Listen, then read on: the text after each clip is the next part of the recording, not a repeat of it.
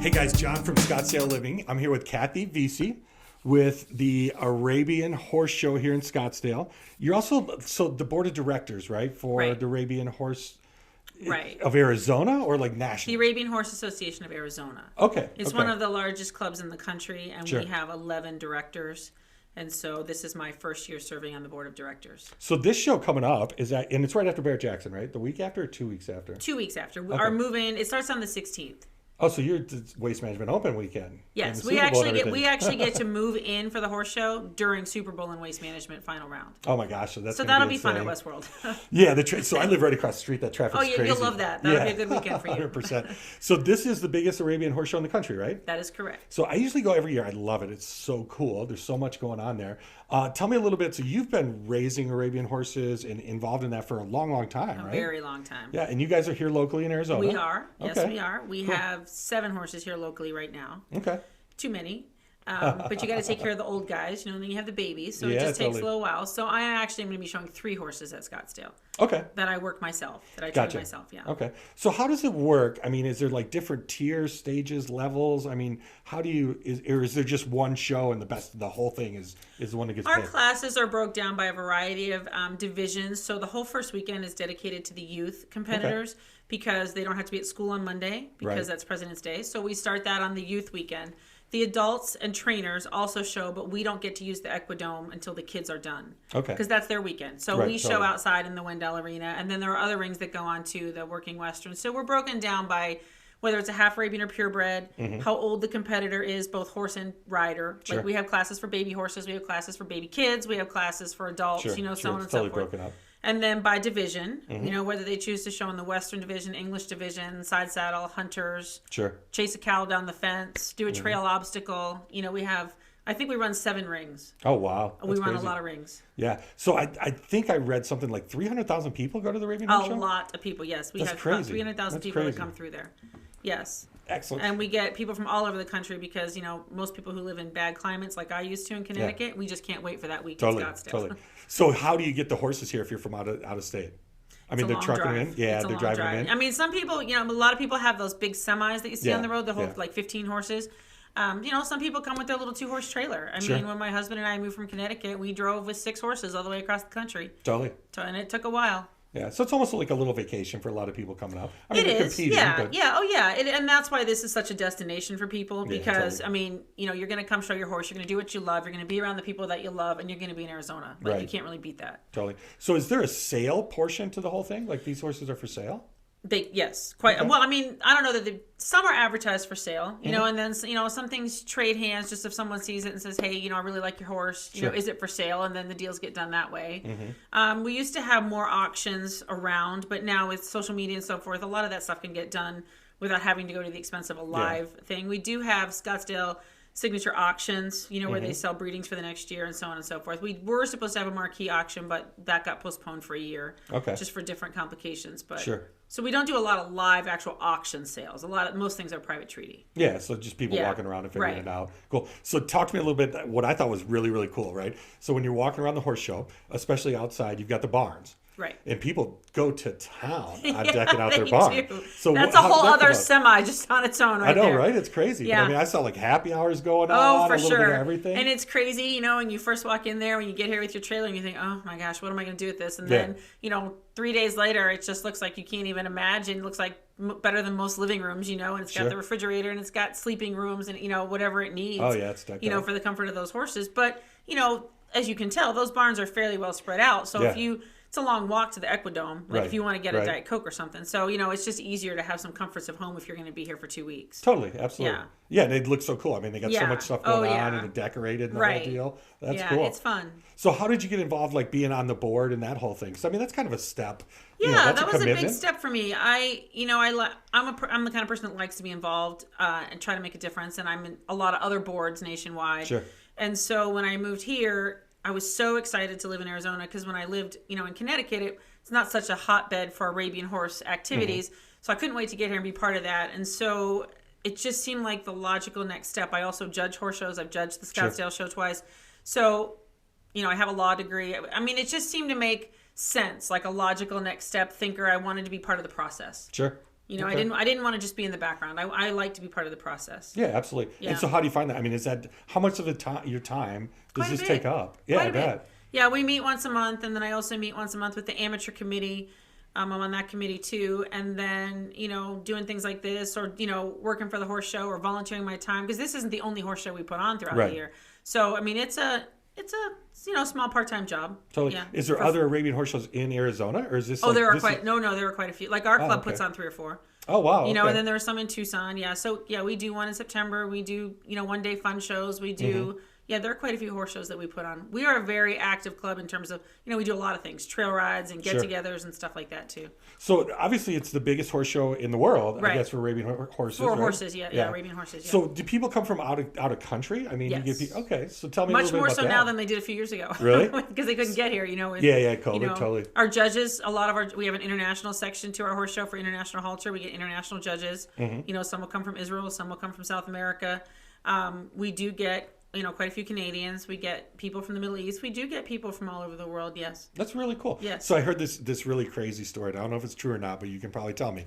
So I understand that there's some people that come in from out of country that just have a little bit of money, and they're flying the horses in. So they're flying them in like Scottsdale Airport or whatever, you know, and they get off the private jet and kind of just bring the horse Phoenix down. Sky Harbor. Yeah, really? But it's so much easier on the horses. Oh, I mean, sure, yeah. I mean, even if like money was no object, living in Connecticut, I would have flown a horse here in a heartbeat rather than drive it. Take 5 hours instead of 4 days. Right. You know, I mean, it'd be so much easier, but that's not available to all of us. Yeah, no doubt, right? So right. That's pretty hilarious. That's like, that's not on my to-do list. So how many people are actually participating in the event? I mean, like... We have almost 2,000 horses entered. Oh, that's crazy, right? So, you know, of those 2,000 horses, I don't know the percentages, but we have a lot of amateur owners. We've become an amateur-driven sport. Okay, I mean, we have professional trainers, and they take care of those horses, and they prepare them to perfection, you know, for their riders. But we are a family-driven, amateur-driven sport. So most of those horses will be shown by their owners, not just by professional trainers. Oh, that's really cool. Yeah. Okay. So they come out, and you obviously have the amateur level and the professional level. Correct. Is there money involved? There is some money, yes. Okay. Scottsdale has some programs. Our association has some programs that have paybacks and different halter things, you know, futurities and things that people have paid into.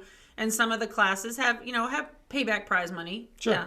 Sure. Yeah, I mean, it's not, you know, not hundreds of thousands of dollars, but it's payback prize money, yeah. So you're not into it for the money, right? No, you're into it because these horses are just so, I mean, it's just such a traditional way of life for us, and such a wonderful thing to be around. And like I said, I've been showing Arabian horses since 1979. So for me, I don't know any different. You know, this is like my whole lifestyle. It's totally. All my friends, everything. You know, we've all grown up together. You know, the kids are getting married now. You know, we've just gone through life together. Sure, totally. So tell me a little bit. I mean, obviously, there's going to be a ton of novices that have no idea what we're talking about. Right. But I mean, what's the delineation between like an Arabian horse, a quarter horse? What makes them different, and what makes it really special? So Arabian horses are the oldest breed in the world. They are the original breed.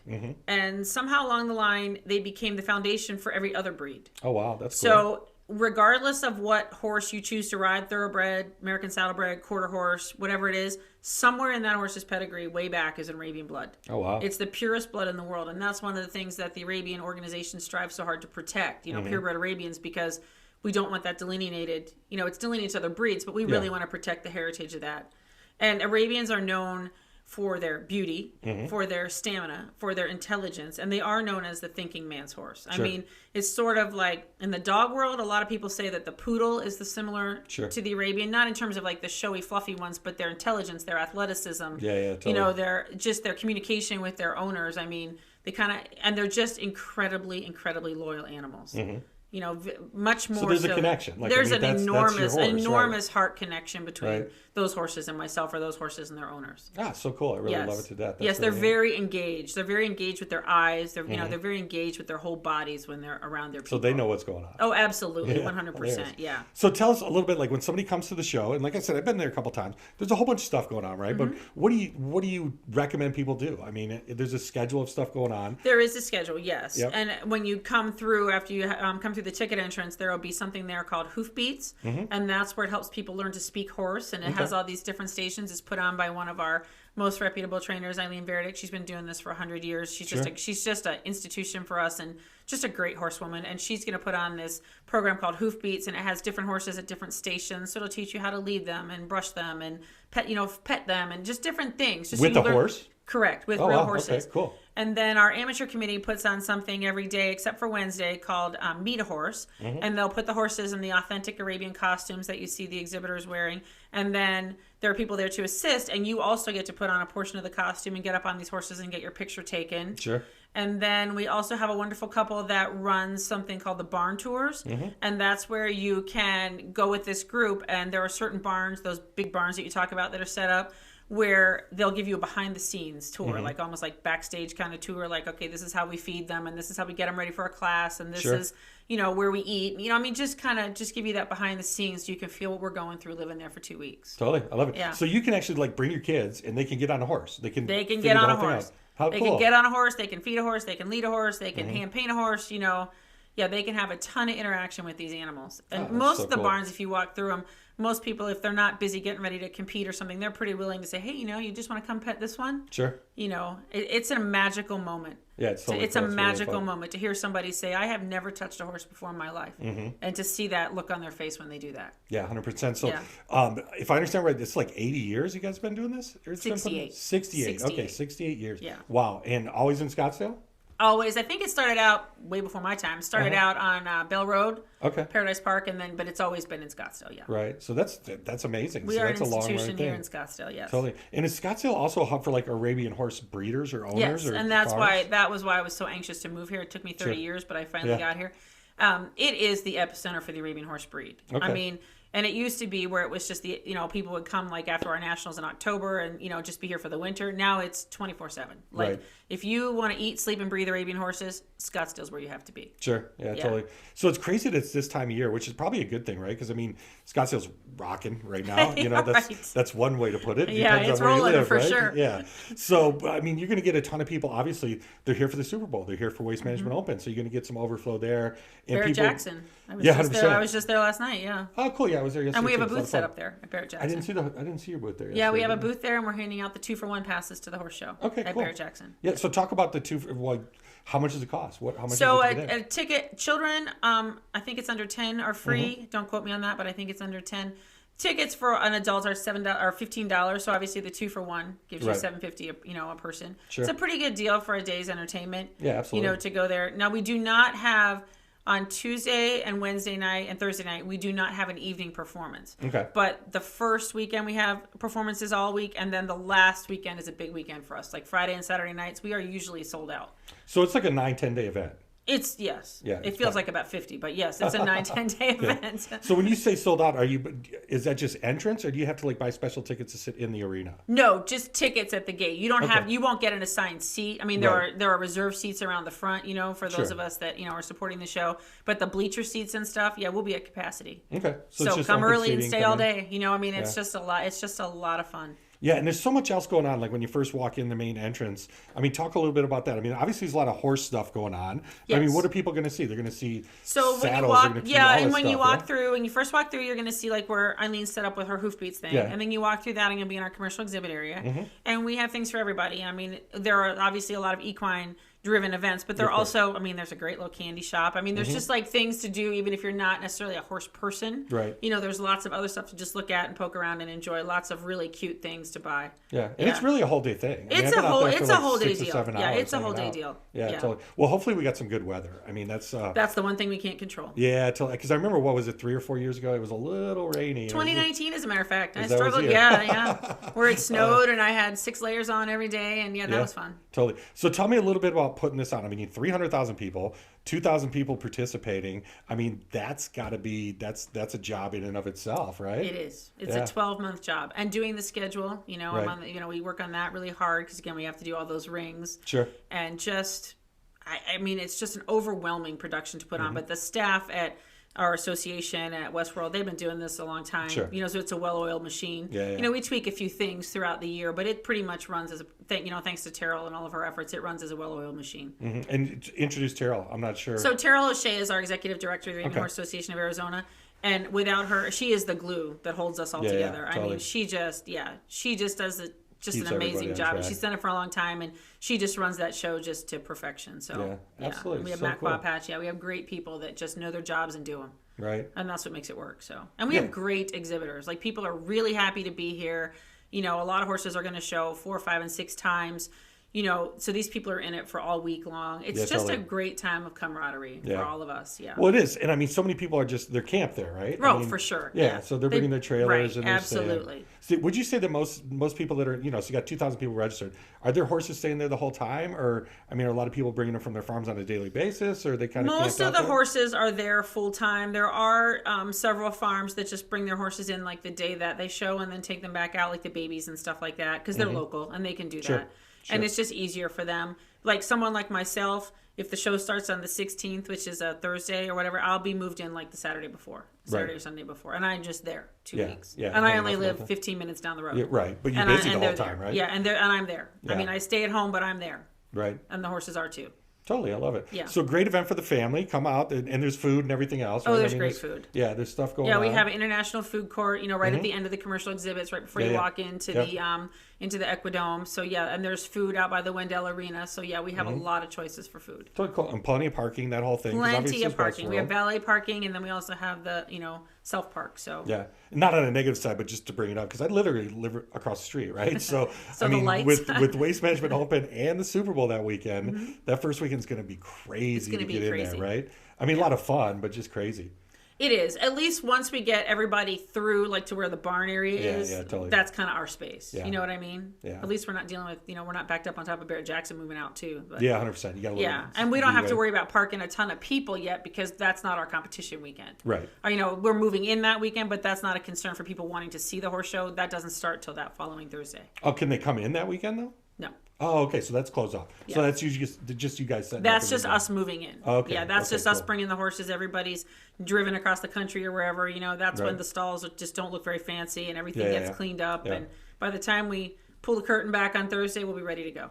So you must just see a ton of people that you've known for years and years and years. I have. That are all over the country, all over the world, whatever. And that's what makes it like a fun. big reunion, right? That's what makes it so fun. Yeah, totally. Yeah, and we have this wonderful Arabian horse in common, so it's just so fun to catch up, with the camaraderie. Totally. And a lot of these people, myself included, we've been showing some of the same horses for a long time. Right. So it's nice to see those pairs come back like year after year after year and just see that camaraderie that those people have with their horses. Totally. So tell me so you've got 3 horses competing? I have 3. Okay. Do you have a top pick? What's your favorite one? I do. Can you do that? Is that like picking a kid? That wouldn't be fair. Yeah, I'm not going to do that. They each are special to me in their own way, in their own division. Sure. But that wouldn't be fair. So are you like, when your horses are showing, are you riding them? I do ride, yes. Okay. Right. I do ride. Cool. Yes. So do you have any kids? I do not. I have 7. All these horses. Yeah. They never graduate from college. Yes. Right. Yeah. That's surely still costs you money. Right. Though, right? Every day. They never go away. They never grow up. So what's the day in the life of an Arabian horse when he's not at the show? What for my horses, the ones that are retired here in Arizona, they're pretty lucky. The day in the life for them is a barn with misters and fans in the summer, and we have a little bit of grass for them to have turnout, and they get fed 3 times a day and cleaned every day. And totally. Life's pretty rosy. They get snacks. And the show horses also have a fabulous life. They're down the road at Los Cedros at Black Mountain, and they're in these. I don't know if you've been to Los Cedros, but it's beautiful in these super comfy stalls. And then I go there, or my husband, we go there every day, and we work all 4 horses every day. So each horse, it takes me about an hour to do each horse. And then, they're brushed and cleaned and hosed off and fed their lunch and fed their snacks. And they see the chiropractor, and they see the guy that trims their feet, and they see the veterinarian to make sure they feel good. The chiropractic thing is mind-blowing, right? So yeah. I've got this little crazy addiction, and I'm not sure if I want to tell everybody. Here it comes, though. So I'm on TikTok, and I've been sucked in. And there's a horse chiropractor on TikTok. And that dude, he seems to provide like the most amazing relief to horses ever, right? They love it. They do. I mean, I thought they would get all upset and start biting people and stuff. I actually have the chiropractor coming to do my horses the end of this week. Really? They love it. This rib's popped out, or that base of that neck hurt, and whenever they get that little crack, well, you've seen it on TikTok, they just have that instantaneous relief. They're almost smiling. Yes, they love it. They love it. So then, and mine, I don't turn mine out a lot because, I don't, their tails are braided up and things like that. But truthfully, if I take them home and think I'm going to give them a month's vacation, they don't like it. They want to go back to work. Like they like knowing that this is my job and I'm really, really good at it. Right. And I'm going to see my favorite person and she's going to come and we're going to spend this time together. And then I'm going to go have time to myself. Yeah. They love it to be their turn to come out and work. Yeah, 100%. So, I mean, like if you compare it to dog breeds or whatever, Correct. It's a working dog, right? Yeah, it's like, And they're very confident in what they do. They're very confident in how good they are at it. They're very happy to do it. They're very willing to do it. And they want it to be their turn. So would you I mean, so a person that's going to be their first horse, right? Right. Or buy a horse for their kids or whatever. Right. Is this the horse that you buy, or is this something you kind of graduate up to? It was the horse my parents bought. Is it really? Okay. Yeah, it was the horse. I started with this. I got introduced to Arabians through 4-H. Right. And we went to a seminar at somebody's farm, and we fell in love with them because they were so beautiful. And there were some learning curves along the way, but just for I think, yes, I would say this would be the horse you would buy. Okay. Like for safety, for security, for a lifelong friend. Sure. Yes. Now, it's like anything else. You have to buy the right one. Yeah, there are lots of, a top of the line, show horse might not be what you want for your kid, but we have horses that provide all levels of enjoyment for people, and every one of them is super serious about their job and has a job to do. Totally. We call those the unicorns. Right. Like when you can find those ones for the kids, those are the unicorns that you're looking for. And we have quite a few unicorns in our breed. I love that. That's really cool. Yeah. So how busy are they? Like, I mean, how often are you showing the horses? I don't show as much as most other people because I show as an amateur. I don't make money showing horses. Gotcha. I train my own. Some people go to shows quite frequently, maybe 5-6 times a year. I go to 2 or 3 shows a year. Gotcha. I show at Scottsdale, and then I show in April, and then typically I go to Tulsa, Oklahoma in October. And is that a big Arabian show? That's too, the in Tulsa? national championships in Oklahoma. Okay. But it's not as big as the Scottsdale show. Oh, wow. Yeah. So the Scottsdale show is the largest show in the country. Okay. So, but my horses are older. We've been teamed up for a long time. We don't really need to quote unquote practice. Sure. It's not a new situation that we're trying to do, and we both know our jobs, so we don't need to do it a lot. We just 100%. need to do it good when we do it. Yeah. So, is it, I would imagine, and correct me if I'm wrong, but it's not really, this is not a business as far as paying your bills. For some people it is. The professional trainers, yes. Right. For the professional trainers, and we have quite a few of them. We have some trainers that are, bringing 40 plus horses to Scottsdale. Oh, wow. And that's, maybe 35 owners. Sure. So for them, yes, it is a business. It is their lifestyle. For me, it is not. We have another business, that my husband has, but this is what, we breed and sell a few, Sure. And I judge and things like that, but it's not my main time business now. Right. Okay. So, the majority of the farms, like you driving down Dynamite or Rio Verde or whatever. Those are businesses. Okay. So they're turning, Yeah. I don't want to turn and burning sounds. That's not the right word. No. They're raising Arabians. Well, they're not sell. even so much. I wouldn't say when you say business, they're probably not breeding and foaling out. We do have breeding and foaling farms, but those people are professional trainers. Gotcha. So there might be a lady that comes in that says, hey, I want to find a horse for my 12-year-old daughter, and then that trainer would, go out and find like the right horse for that person, and then they would keep it at their facility, and then you would just monthly pay to have it trained and take it to horse shows and go there and take riding lessons. And that's how these trainers, that's what they do. That's their skill. Totally. That's their skill. They make that conversation work between you and that horse. Sure. And you find most people that end up, as a youth, 10, 12, 14 years old or whatever, they get a horse. Do they stick with it for, life? Is it kind of gets in your blood? They stick with it. It will get in your blood, yes. I'm a perfect example of that. But usually we find that people take a hiatus, like after high school when they have to go to college, Sure. Obviously, and then like you're trying to get your first job and stuff like that and get established. But you then come back to it. Right. But then once that happens, then that love never goes away. Sure. And then we'll see them come back, 30 something or whatever, or we'll see them with their kids, you know, coming back to get their kids involved into it because it was such an important part of that person's lifestyle that they want to share that, with the rest of their family and have it in their lives. Yeah. Sure. So as far as this show goes, the Scottsdale Arabian Horse Show, what is your favorite thing? Like if you had to tell one person one thing they didn't want to miss, what would you tell them to see? Well, this particular year, I don't think you're going to want to miss we're having a new class, the Egg and Spoon class. Mm-hmm. I saw that. I didn't it's going to be great. So it's to promote the Arabian horse because we do have the National Arabian Horse Day on the 19th. Mm-hmm. And so that's just a fun class. It's not going to be, it is judged, but it's judged by gravity. Gotcha. So people go through the gate. Hopefully they find like the smoothest horse they can find. And they have a spoon. And we put an egg on the spoon. And you have to ride with one hand. And last egg standing wins. Seriously? Oh, yeah. So like you pay an entry fee. Right. And winner take all. Like if you're holding if your egg's the winner, then you get all the money at the end. Oh my and gosh, we're doing how cool that is this that? year. Yeah. So we're doing one for the kids. I think it's Sunday afternoon. So are they at a walk, at a trot? At a walk, a trot, a canter. Oh, wow. A canter on the wrong lead, reverse. So it just escalates until take your feet. It's like Simon says, until yeah. somebody actually screws up. And some of these people, like I've seen people be so good they have to put the spoon in their mouth and like go, cantering around the arena and stuff, and those eggs are still hanging on. That's unbelievable. So that's going to be So that's great. A combination rider and horse, right? That's good, but that's a real skill. Yeah. So we're going to be doing that, and we're having the one on Sunday afternoon. We have the one on Saturday evening. That's for like the adults and the trainers. The kids are probably better at it, better sense of gravity. Yeah, but totally. we're all going to try. And then I think the other thing would just be like the meet a horse type thing, when those people who just, horses are something you've always kind of seen from afar, and it's just time. Like, go meet them. Go see what they're like. Look one in the eye, Look one in the eye and get close to it and see what it does to you. So cool. Yeah, that's really cool. Yeah, it's going to be pretty fun. So as a horse owner, what would be the thing that you like the least about having horses? Not necessarily at this show, just in general.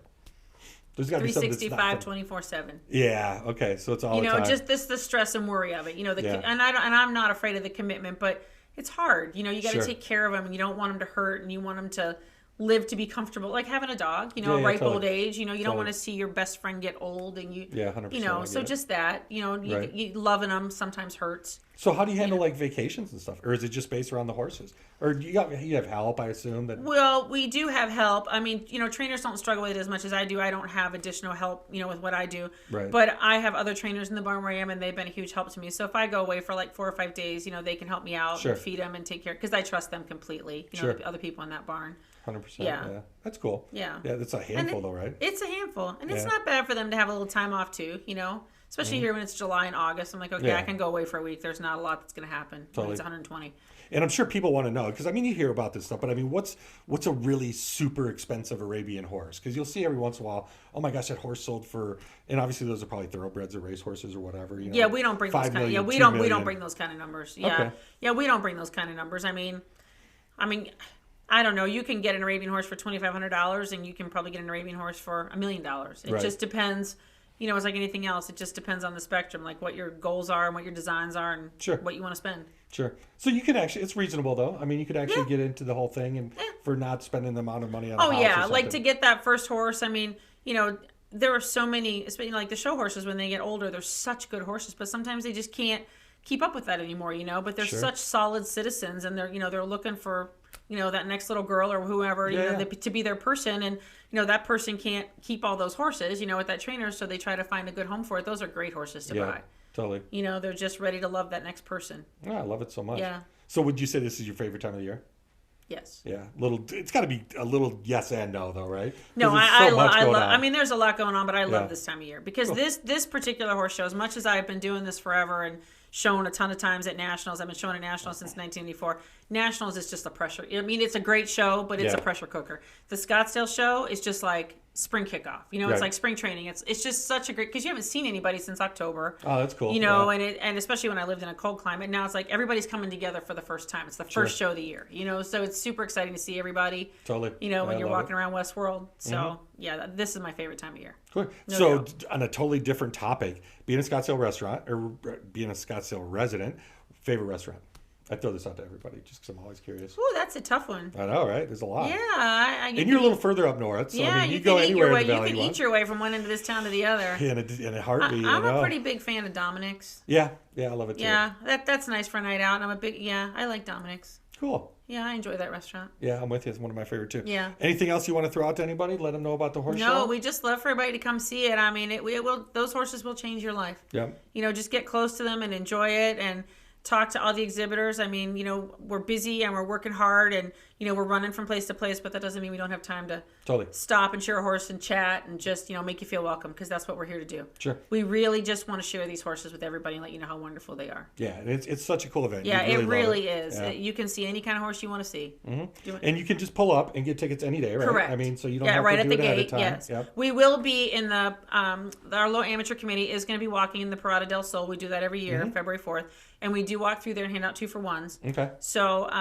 come on down to that and wave your hand at us. Yeah, wave your hand at us. We'll give you a 2-for-1, and we'll do whatever we can to help you enjoy it. Yeah. So besides going to like the WestWorld website, is there a website strictly for the show or for the association? If you go to the Association for the Arabian Horse Association of Arizona, you can click on our shows, and then all of our shows are listed there, and you can click on the Scottsdale show, and that'll open to all of the information that you need. Fantastic. Yeah. Cool. Looking forward to it. Thank you so much for coming and chatting with us. Thank you. My pleasure. Thank you. Hope to see you all there. Thanks, guys. Bye-bye.